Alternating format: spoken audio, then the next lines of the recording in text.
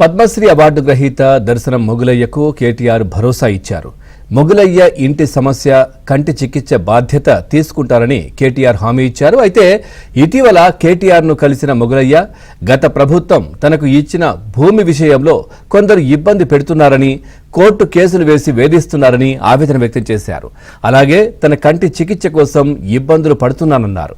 తన భూమిని కాపాడి తమ కుటుంబానికి అండగా నిలబడాలని కేటీఆర్కు మొగులయ్య విజ్ఞప్తి చేశారు. దీనికి స్పందించిన కేటీఆర్ రంగారెడ్డి జిల్లా కలెక్టర్తో మాట్లాడి భూమి సమస్యను వెంటనే పరిష్కరించాలని కోరారు. 10,000 పింఛన్ చేసింది సార్. నాకు చేసినందుకు దేవుడి దయ వల్ల సంతోషంగా ఉండా, నేను చాలా మంచిగా ఉండా. కానీ ఇప్పుడు ఆ 10,000 కూడా వస్తలేవు సార్. అవి 4 నెలలకు 5 నెలలకు ఇస్తారంట. మొన్న కూడా పోయి అడిగిన. నన్ను గుర్తించింది దేవుడు కేసీఆర్ సార్.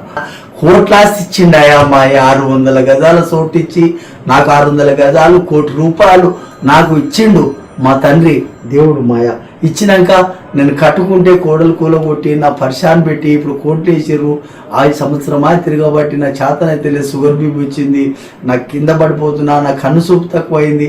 మీకు దండం పెడతా, నా పరిస్థితి, నా పిల్లలు ఏడుస్తున్నారు, నా పరిస్థితి బాగాలేదు. కేటీఆర్ సార్ గారే నాకు ఏమన్నా చేయని మంత్రి సార్. కేటీఆర్ సారు నీ కాలు మొక్కుతా, నా పిల్లలు తరతరాలుగా ఉంటారు సార్. నీ పేరు ఉంటుంది సార్, నాకు చేపియాలి సార్. నేను తిరిగి కలెక్టర్ దానికి తిరిగినా, అందరి దానికి తిరిగినా, ఎవరి దానికి తిరిగినా అయితే లేదు. జీవో కాపీ ఇవ్వాలని అంటే ఇచ్చారు సార్. మొన్న కండు చూపియాలి, మబ్బులు అలొచ్చి అద్దాలు తీస్తే కనిపడు.